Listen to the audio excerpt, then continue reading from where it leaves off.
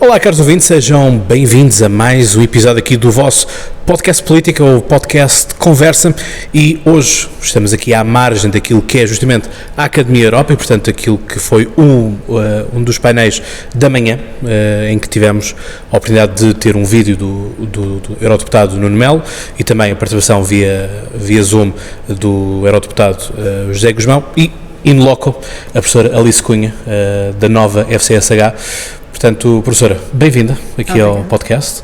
Espero que seja o primeiro de muitos episódios também aqui no podcast Conversa.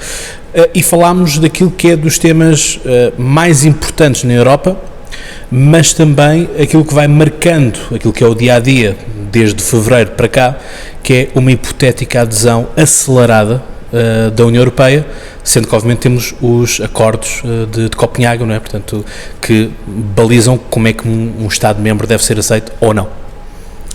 Sim, o súbito pedido de adesão da Ucrânia à União Europeia a 28 de fevereiro deste ano colocou de facto o alargamento novamente na ordem do dia da discussão comunitária. Agora, não o colocou de uma forma em que vá ser uma adesão expresso.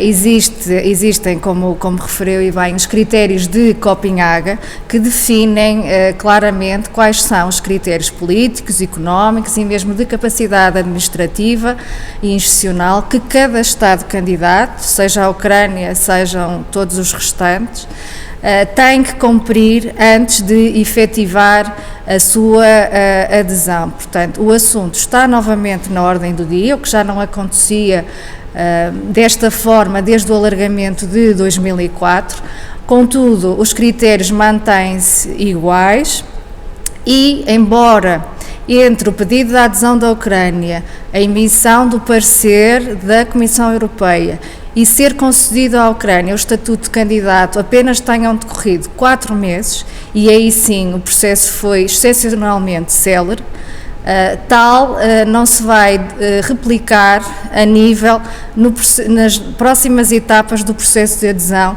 que de facto irão demorar muitos anos.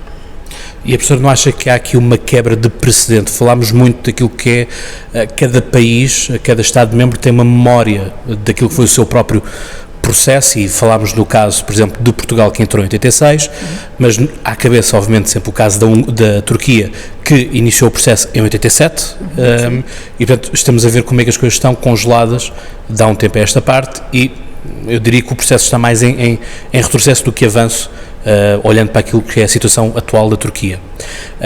Mas também falámos aqui da Macedónia do Norte, falámos também dos Balcãs, e a questão aqui, em nome desta memória coletiva e memória nacional de cada Estado, não poderá haver aqui um olhar de lado dos outros países, sobretudo aqueles que ainda estão candidatos e estão pré-candidatos, de então precisamos de que alguém nos invada para sermos aceitos mais cedo.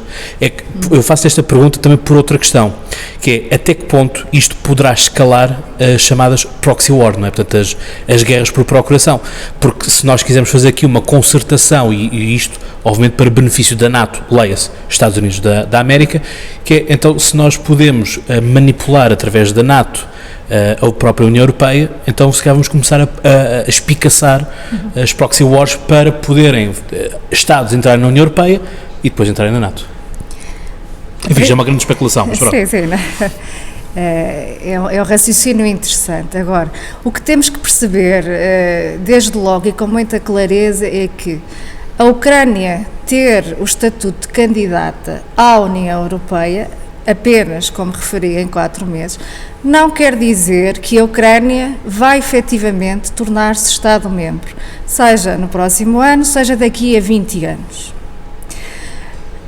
E temos exemplos no passado que demonstram isso. A Noruega, por exemplo, chegou a negociar nos anos 70 a sua adesão, levou a referendo a adesão do país à União Europeia, o que foi rejeitado pelos noruegueses. Portanto, acabou por, depois de já ter passado por todo o processo negocial, concluído que, efetivamente, o país não vai aderir. Outro exemplo mais recente é o da Islândia, que também submeteu o seu pedido de adesão e, com mudanças internas de governo na Islândia, em 2015 decidiu retirar o pedido ou suspender as negociações que estavam em curso. Outro exemplo também diferente, como referiu, falou na Turquia, aí para mim é o eterno candidato, porque de facto tem passado por várias etapas.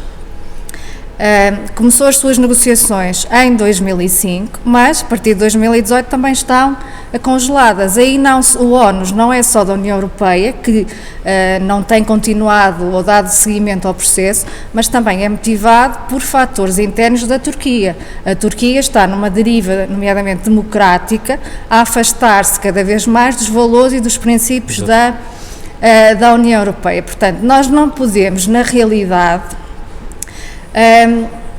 definir um padrão único para o processo de alargamento, porque cada ronda de alargamento, cada candidato de facto tem a sua história, e no caso dos Balcãs, que é diretamente a sua questão, cada um desses Estados, sejam os que já têm o estatuto de candidato, sejam os outros, cada um tem também a sua história, o seu historial relativamente ao processo de adesão, estão em estádios diferentes também desse processo.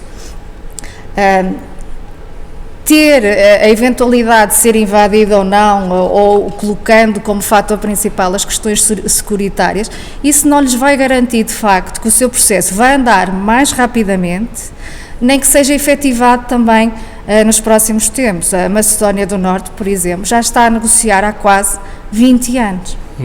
Se considerarmos que entregou o seu pedido de adesão em 2004 e não se vislumbra, obviamente, uma adesão num futuro próximo. Agora, o que... E é curioso que a força de bloqueio na Macedónia já trocou. Portanto, neste momento já não é tanto a Grécia, é mais a Bulgária.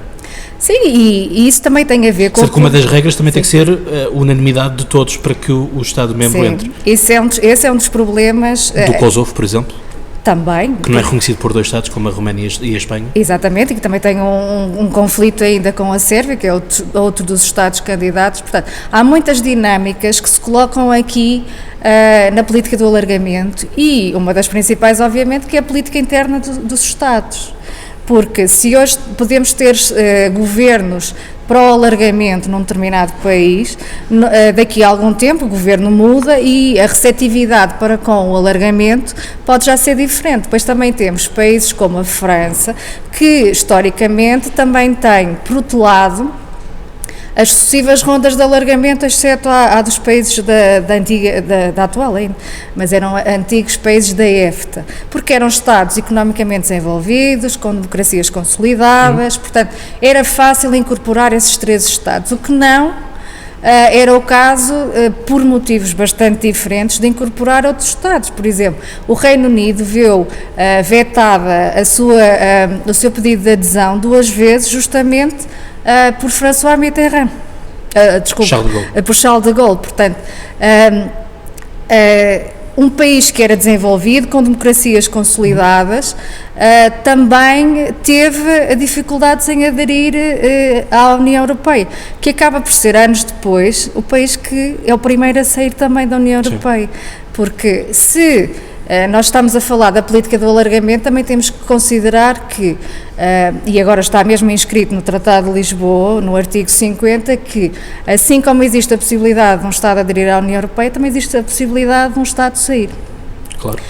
E já se efetivou, portanto, a política do alargamento é uma política muito complexa, que interfere com todos os domínios de ação da União Europeia, e isso obviamente que causa bastantes problemas nas dinâmicas dos Estados-membros e das diversas instituições europeias.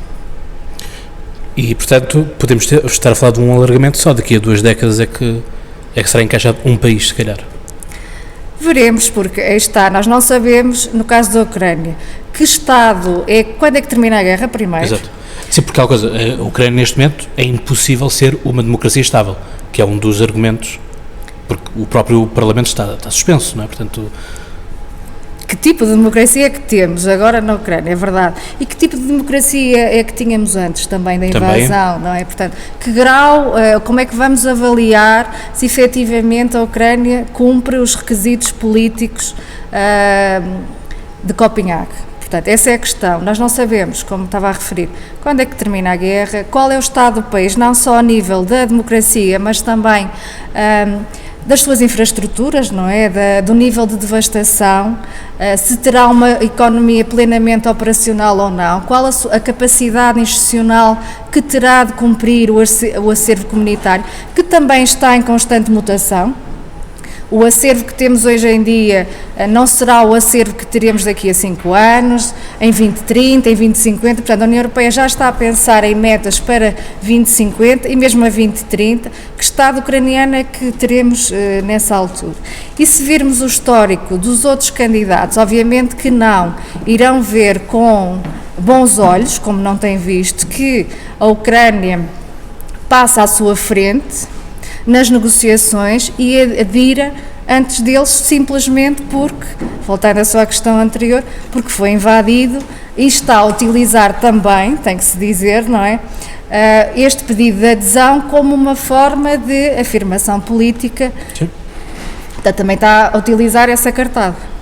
Exato. Aliás, como também vimos, por outros países da União Europeia, que são da União Europeia, mas, por exemplo, não eram da NATO, não é? E, portanto, agora exatamente, também, estão neste a fazer contexto, o percurso inverso. Exato, portanto, esta guerra vai mudar muito os contornos da Europa e, portanto, sobretudo, acho eu, do posicionamento da Europa no mundo, que acho que isso também é um ponto importante a termos. Eu acho que o posicionamento da Europa em relação ao mundo está bem definido e sabemos quais são os parceiros principais da União Europeia, que está obviamente extremamente dependente da NATO e, leia-se, dos Estados Unidos para a sua defesa.